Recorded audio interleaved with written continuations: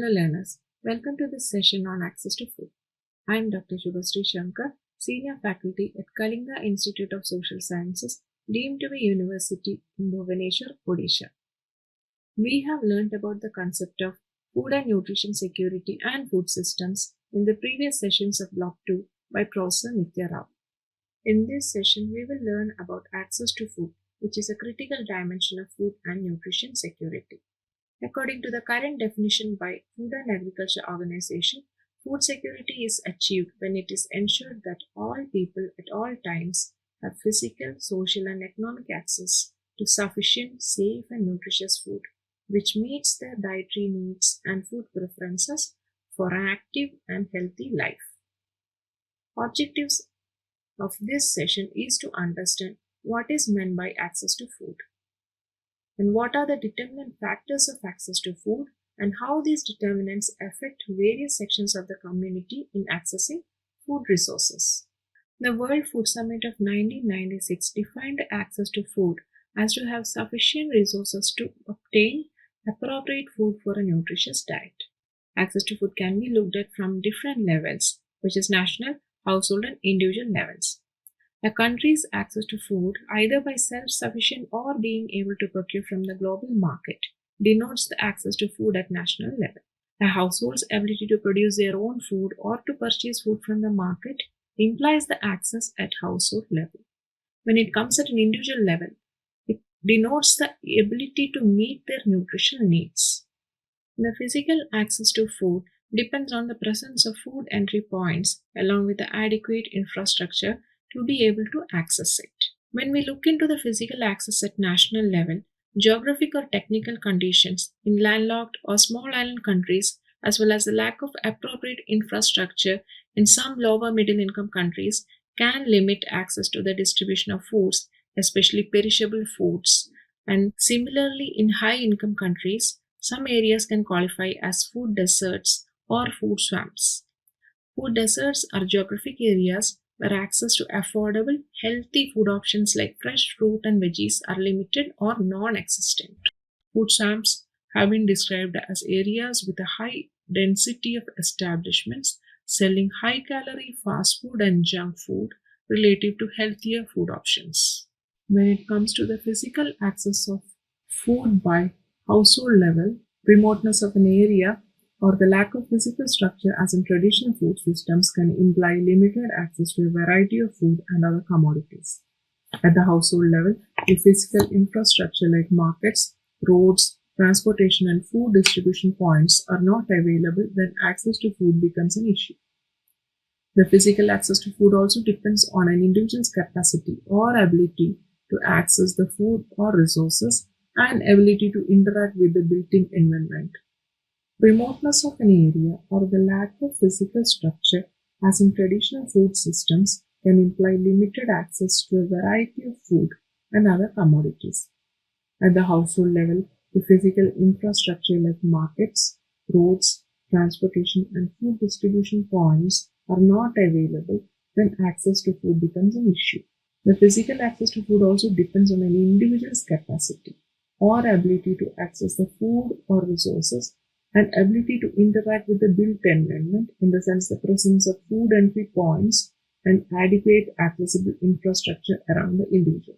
Some of the crucial factors include mobility, distance to the physical spaces where food is available, or to reach the food entry points. Then comes the transportation, whether it can be public or private transportation, which is available to access food or available resources. Physical conditions also plays a major role in accessing food. Proper health conditions and accessibility in case of disability. The infrastructure availability, including kitchen and equipments necessary to use the food resources for cooking. So it can be deciphered that it is not necessary that adequate supply of food at the national and international level will guarantee access to food and food and nutrition security to all. The underlying factors responsible for access to food are equally vital and necessary. Another important determinant in access to food is economic condition of an individual or household. The economic factors responsible for accessing food is mostly dependent on the household income as well as the purchasing power of food items of an individual or that household. Specifically in the low-income groups, food access, apart from the problem of distribution, is also dependent on the ability to buy or produce own food. The households in rural as well as urban areas who have difficulty in accessing food have to spend a significant proportion of their resources in order to achieve food security. A household or individual that uses almost or most of its economic resources in achieving food security is highly vulnerable or at risk of becoming food insecure compared to a household that uses smaller proportion of its resources to achieve the same. Apart from this, ability to afford nutrient-rich food is a significant challenge for people and households in all the countries. When there is a scarcity of food or prices, individuals and households have to make efficient decisions on purchase of food. Who are only dependent on food crops for their income are at a greater risk of food insecurity than those individuals who have other sources of income and can afford to buy food even during times of crisis. Even though an individual or a household or a community has physical and economic access to food, social access plays an important role in achieving food security. Social access to food refers to food that is culturally acceptable or is adaptable by the community. In many societies and communities, customs and cultural practices often dominate the eating and consumption patterns of people. In certain instances, in spite of the availability of food and related resources, the social and cultural practices of the community inhibit people to access the available and affordable food and resources. For example, you might have seen in many areas, pregnant women aren't allowed to eat particular food even if it is available, affordable, and nutritious. This is due to the traditional belief systems that hinders and act as taboo for women to consume the food. This at times affect women's health at pregnancy, but also subsequently affects the baby's growth and development. The same applies to lactating mothers and adolescent girls who are not allowed to consume certain nutritious foods that subsequently leads to undernutrition and various deficiency disorders. Differential access to food among sexes is also a case that defines food security at the household level. Men having priority to certain food, including nutrition-rich food, further demarcates access to food amongst household. Though women are majorly involved in agriculture production and household management, inequalities are faced in accessing productive and financial resources, specifically in land rights, difficulty in accessing ownership, discriminatory inheritance rights, low levels of participation and representation in decision making, unpaid work, no access to productive resources, etc. important factors that hinders women's economic access to food. Another important aspect of social access is caste-based discrimination. It is found that access to various state-sponsored food and nutrition welfare programs in India is not effective as expected for the needy, especially lower-caste communities.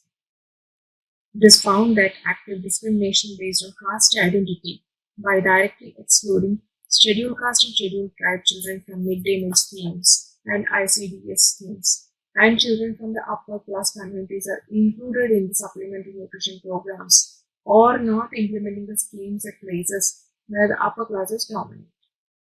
In some places, Dalit children are included but not treated properly in the Anganwadi centers, making them feel uncomfortable and unwelcome by selective neglect or forcing them to sit separately. This eventually leads the children to develop an aversion to learning and get dropped out of the school, affecting their nutrition as well as educational opportunities. Caste discrimination is not only faced at the beneficiary level, but it is also faced at service providers level from lower caste. For example, the food prepared by a scheduled caste service provider in the midday meal or ICD schemes is refused by upper caste. In some cases, take-home rations of pregnant and lactating mothers are not provided by upper caste service providers. A study by Thorat and Lee in 2005 has shown that India's targeted public distribution system is reported to be affected by caste-based discrimination. Their study, conducted in Rajasthan, Uttar Pradesh, Bihar, and Andhra Pradesh, and Tamil Nadu, shows that 70% of the fair price shops are located at dominant caste localities, whereas a mere 17% is located in lower caste areas. This affects the physical access in terms of quantity and quality. From these examples, we can understand that in India, choice of food among people are largely dependent on caste and religious beliefs, showing that access has various factors as determinants. Now this session will be continued by my colleague Dr. Suna. Wish you all a happy learning. Hello learners, I'm Dr. Virendra Suna, Associate Professor, Department of Sociology at KISS, deemed to be University, Bhubaneswar, Odisha. In this section, we will continue with access to food in the context of vulnerable and marginalized communities. Unequal power relations within both the community as well as the household impacts many aspects. Access to food for women, indigenous communities, differently abled, children, and adults with disability. Migrants are mostly unable to access physical spaces where food is distributed, and many food security related schemes, for example, midday meals, are not reaching to children who are unable to attend school due to disability.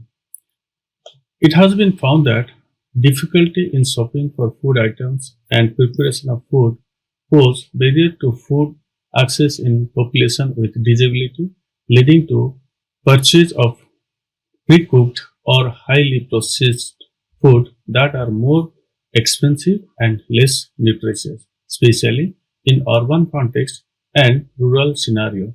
People suffer due to lack of physical access to nutritious food either from market or from the targeted public distribution system. In several cases, social stigma also noticed in the society. For this, we can have a policy intervention.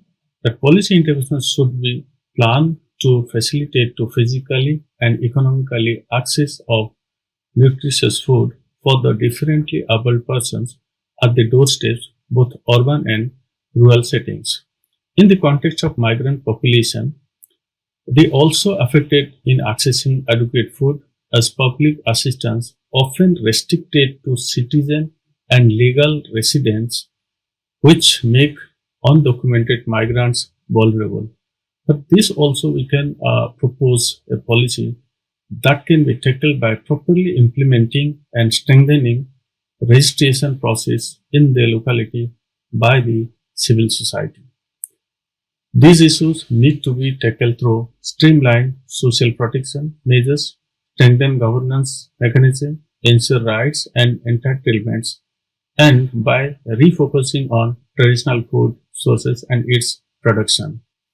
As you know that we all are experienced with the COVID pandemic and how it has affected all our life.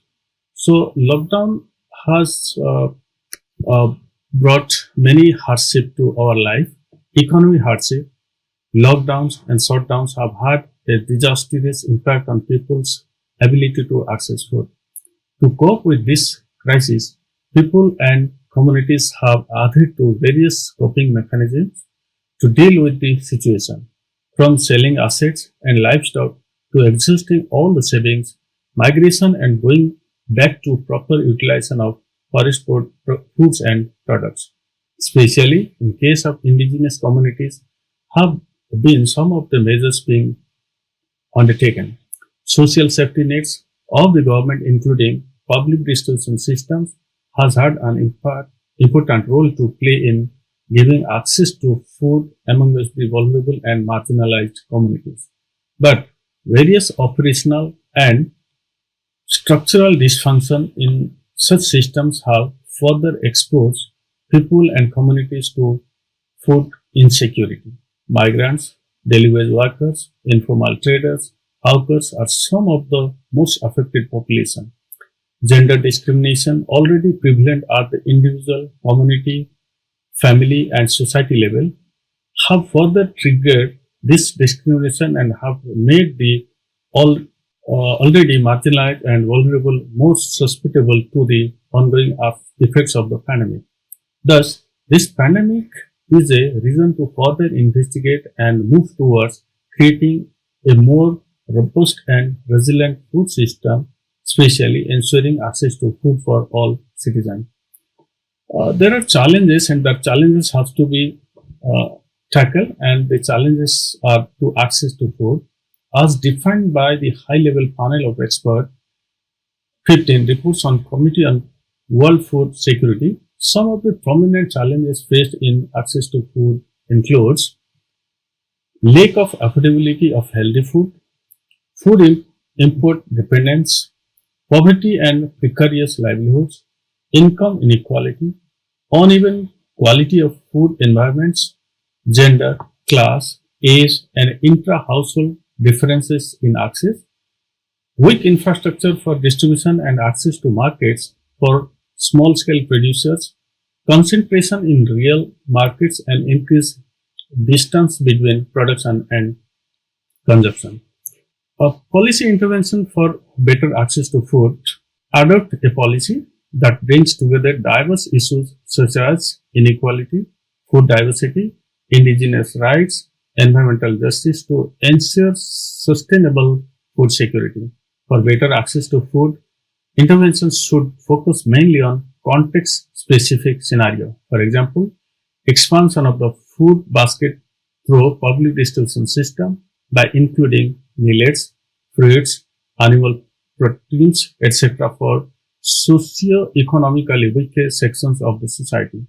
Building minor forest produce, non-timber forest produce, storage center at the local territorial markets, that is HARTs, promotion of effective extension activities and provision of simple equipment at the village or village organization level. We can summarize this section that access to food is to have sufficient resources to obtain appropriate foods for nutritious diet concerning at the country's household and individual levels.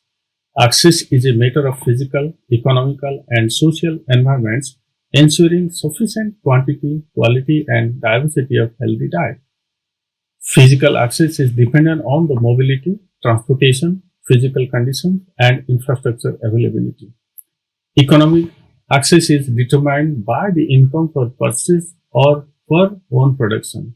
Social and cultural practice in some communities hampers access to food even though availability and other resources are adequate.